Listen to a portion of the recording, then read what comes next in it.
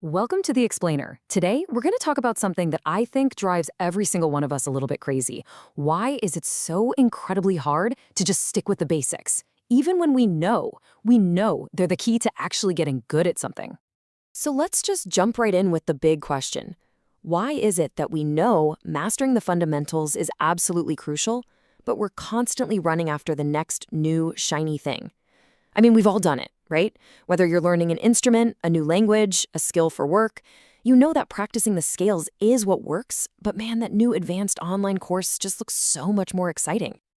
And this really is the core of that internal tug of war we all feel. On one side, you've got that logical, disciplined voice in your head saying, nope, stick with it. You got to master this chapter before you move on. But then there's that other voice, the one that's way more persuasive, whispering, ugh, this is so boring. Hey, look over here, something new and exciting. And let's be honest, that second voice wins a lot. This whole internal battle? Well, our source material today has a name for it, the learner's paradox. It's this strange, kind of backward behavior where our actions go in the complete opposite direction of what we know is the most effective way to learn. And the result of this paradox? Oh, I think we all recognize this. It's that huge stack of half-finished books on your nightstand. It's all those online courses you started but only got 10% of the way through. We end up with just a mountain of incomplete knowledge. We feel like we're constantly busy learning, but when we take a hard look, our actual skill level just isn't going anywhere. So why do we keep doing this to ourselves? Well, it's not just about being lazy or undisciplined. It turns out there are some very real, very human psychological drivers that are pushing us away from the basics and pulling us toward whatever's new. All right, here are the big three reasons. First, there's what's called the illusion of progress. Second, and this one's no surprise, we just get plain bored with repetition. And third, well, this is the one that really gets to the heart of it.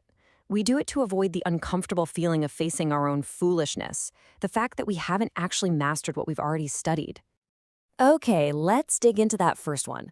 Starting a new chapter or buying a new book feels so good, doesn't it? It gives you this little hit of satisfaction, this feeling of, yeah, I'm moving forward, I'm learning. But here's the trap. It's often just that, a feeling. It's the sensation of progress, not the real gritty substance of it. And this quote just brilliantly illustrates the flaw in that thinking. When it comes to a test or a real-world situation, having a 99% understanding of something is often worth 0, but getting to 100% understanding, that gets you the point. A ton of incomplete knowledge often adds up to absolutely nothing. Let's make this crystal clear. Imagine a test with 10 questions. If you kind of sorta know how to do all 10 of them, say you're at 90% understanding for each, you could very well get a big fat 0.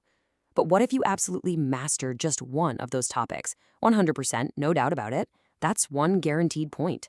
And that one point is infinitely more valuable than 10 almosts. And this is how we get ourselves stuck.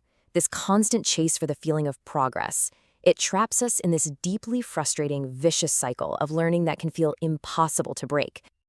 Here's how it works. Step 1, you try to apply your skill and you get poor results. Step 2, your immediate thought is, I must be missing some new knowledge. The problem isn't me, it's that I haven't learned the right thing yet. So, step 3, you go out and start a brand new textbook. And the result, step 4, is that you just add more incomplete knowledge to the pile. And then you're right back at step 1. But here's the real kicker. The cycle isn't actually about a lack of information. Not really. It's an emotional defense mechanism. It is so much easier on our ego to blame our tools and seek a new one than it is to admit, wow, I really don't understand chapter 1 as well as I thought I did.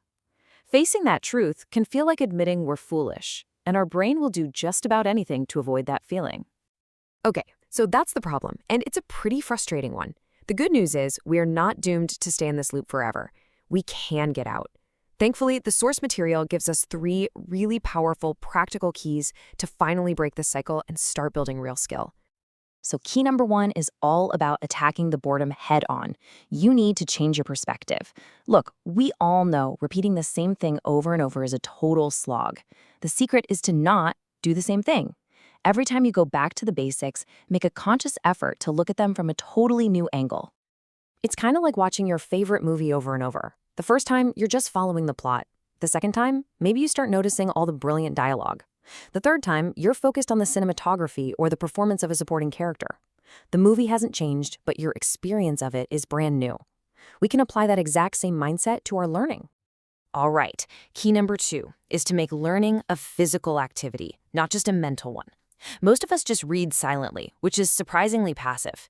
To make repetition less of a chore and way more effective, you have to get more of your body involved. Involve your voice, your ears, your hands. And check this out. This is so cool. When you're reading silently, you're just using one sense, your eyes.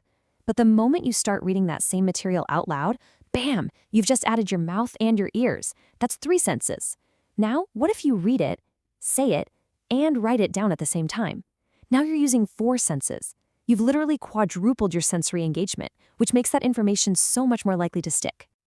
So these 2 tactics, changing your perspective and engaging more senses, they're incredibly powerful. But they both really depend on a deeper, more fundamental shift in how you think about learning itself. It's about adopting the mindset of a true learner.